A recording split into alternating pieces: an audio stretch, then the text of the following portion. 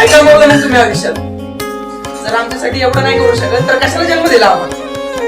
राज, बापाशी असं बोलतेत का?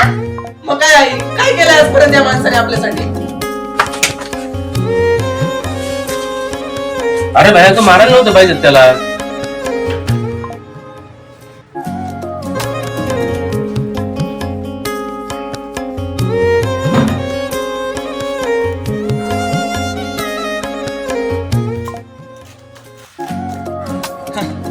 वाटलेलं इथेच भेटशील. तुला द्यायला सांगितलं. तुला व्यवसाय टाकायचा ना. मला माहिती होतं त्यांच्याकडे पैसे होते. मला एक कळत नाही की पप्पा लोक पैसे असून सुद्धा देत का नाहीत पैसे? तसं नाही राज, त्यांची पण काही स्वप्न होती. अरे मग करायचे ना त्यांनी त्यांचे स्वप्न पूर्ण. त्यांना कोणी अडवलं होतं? तुला काय वाटतं त्यांना भाड्याच्या घरात राहायला आवडतं? त्यांनी खूप केलं रे. त्यांचं एक स्वप्न होतं की स्वतःचं घर असावं आणि त्या घरात एक खुर्ची टाकून ते निवांत राहावं. मग काय झालं? मग आपण स्वप्न पाहायला. चल आता जपून